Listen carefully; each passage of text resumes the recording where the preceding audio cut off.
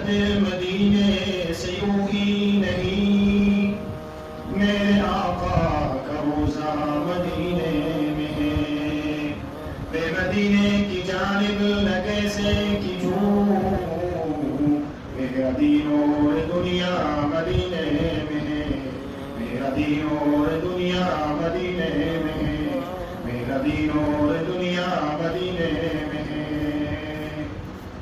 صلی اللہ تعالی علیہ وعلی آلہ واصحابہ وازواجہ وذریاتہ واہل بیتہ اجمعین۔ میرے محترم اور معزز بزرگان دین اور میرے بھائیوں اور دوستوں، اللہ تبارک و تعالی کا بڑا فضل اور بڑا کرم ہے کہ اللہ رب العزت نے ہمیں رمضان جیسا بابرکت مہینہ عطا فرمایا، اور مزید کرم اللہ رب العزت کا یہ ہوا کہ اس نے ہمیں اپنا ایک اہم فریضہ یعنی جمعے کی نماز ادا کرنے کے لیے اپنی مسجد میں اپنے گھر میں جمع ہونے کی توفیق عطا فرمائی۔ میرے بھائیوں دوستوں بزرگوں، رمضان کی فضیلت کے متعلق اور رمضان کے فوائد اور مناقب کے متعلق اللہ کے فضل و کرم سے شروع رمضان ہی سے چل رہے ہیں، لیکن بین المسلمین جو ایک رواج ہے جس کو انہوں نے بڑا اہم سمجھ رکھا ہے اور عام طور پر اس کو رمضان کے ساتھ جوڑ رکھا ہے کہ اگر ہم زکوٰۃ ادا کریں تو رمضان ہی میں کریں، زکوٰۃ ادا کریں تو رمضان ہی میں کریں۔ یہ ہماری ایک غلط فہمی ہے کہ زکوٰۃ رمضان ہی میں ادا ہوتی ہے، اس کے علاوہ دنوں میں ادا نہیں ہوتی، بلکہ زکوٰۃ کی ایک الگ اللہ کا حکم ہے اور رمضان کے روزوں کا یہ ایک الگ اللہ کا حکم ہے۔ گرچہ یہ رمضان ہی کے ساتھ اس کا حکم بھی ہے کہ اسلام کی بنیاد 5 چیزوں پر ہے، جس میں سے سب سے اول بنیاد جو ہے وہ توحید کی ہے اور کلمے کی ہے، اس بات کی گواہی دینا کہ اللہ کے سوا کوئی عبادت کے لائق نہیں اور حضرت محمد مصطفیٰ صلی اللہ تعالی علیہ وسلم اللہ کے رسول ہیں۔ اس کے بعد جو ہے وہ نماز ہے، پھر اس کے بعد جو ہے وہ روزہ ہے، پھر اس کے بعد جو ہے وہ زکوٰۃ ہے، پھر اس کے بعد جو ہے وہ حج ہے۔ یہ 5 بنیادیں ہیں جو اسلام کی اہم چیزیں ہیں، جس کے اوپر اسلام کا مدار ہے۔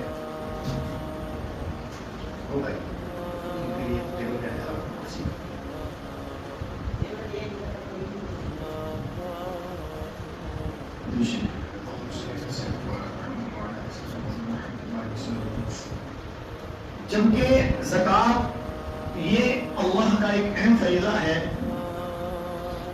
اس کے فرض ہونے کا جو وقت ہے اس میں علماء کا اختلاف ہے، دونوں طرف کی رائے علماء کی آتی ہے۔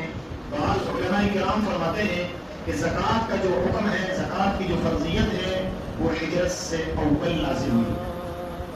آپ صلی اللہ علیہ وسلم کا مدینہ المنورہ کی طرف ہجرت کرنے سے اول اور پہلے زکوٰۃ کا حکم نازل ہوا تھا، اور بعض محدثین فرماتے ہیں کہ ہجرت کے بعد اس کا حکم نازل ہوا۔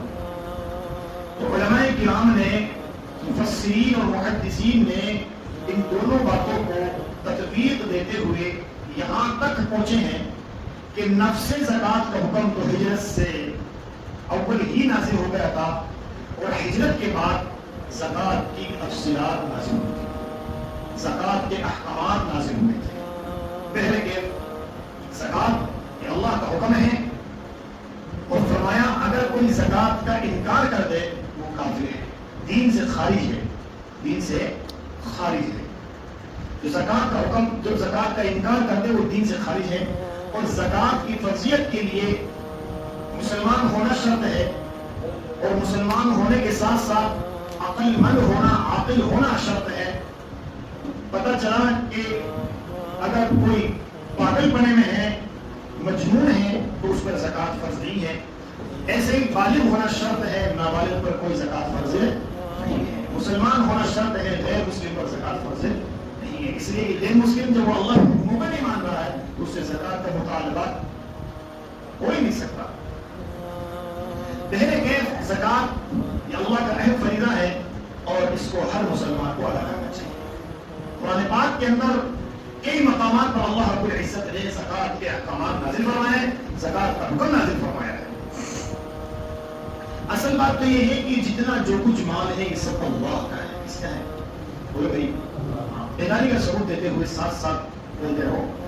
زکوٰۃ ایک اللہ کا حکم ہے، یہ تو الگ چیز ہے، لیکن جو اللہ رب العزت نے جو مال ہمیں دے رکھا ہے، یہ سارا کا سارا مال کس کا ہے؟ اللہ کا ہے۔ جان مال سب اللہ کا ہے۔ اچھا، مال کو مال کیوں کہتے ہیں؟ اس لیے کہ جس شخص کے پاس زیادہ مال آ جاتا ہے تو اس کا دل اس شے کی طرف مائل ہو جاتا ہے، اس کا دل اس چیز کی طرف میلان کرتا ہے، اور اس مال کی وجہ سے اس کا دل اور اس کا نفس کمزور ہو جاتا ہے، شریر ہو جاتا ہے، اس کے اندر بخل پنا آ جاتا ہے، اس کے اندر کمزوری آ جاتی ہے، اور اس مال کی محبت اس کے دل میں اتر جاتی ہے، اس مال کی طرف میلان ہونے کی وجہ سے۔ اس لیے اس کا نام مال رکھا گیا ہے۔ کیا رکھا گیا ہے؟ مال رکھا گیا ہے۔ تو مال جو کچھ ہمارے پاس ہے یہ سارا کا سارا اللہ کا ہے۔ اگر ہمیں وہ مطالبہ کرے کہ سارا کا سارا مال میرے حکم کے مطابق خرچ کرو، تو ہمیں خرچ کرنا پڑے گا۔ یہ تو اس کا احسان ہے، اس کا فضل ہے کہ اس نے اپنے مال میں ہمیں تصرف کرنے کا اختیار دیا ہے۔ یہ تو اس کا فضل ہے، اس کا کرم ہے کہ اس کے اپنے مال میں ہمیں تصرف کرنے کا، خرچ کرنے کا اختیار دیا ہے۔ لیکن قرآن پاک کی آیات سے وَمِمَّا رَزَقْنَاهُمْ يُنْفِقُونَ، اور بھی اسی طرح کی بہت ساری آیات ہیں، ان سے یہ بات ظاہر ہوتی ہے کہ اللہ رب العزت نے ہمیں جو حکم دیا ہے، چاہے کہ وہ سارے مال کا حکم کرے، لیکن اس کا بڑا فضل، اس کا بڑا کرم، اس کا احسان ہے کہ اس نے ہمارے لیے وہ احکامات نازل فرمائے ہیں کہ سارا مال اللہ کی راہ میں نہ خرچ کر کے جتنا اللہ نے ہم سے مطالبہ کیا ہے اتنا مال اللہ کی راہ میں خرچ کرے۔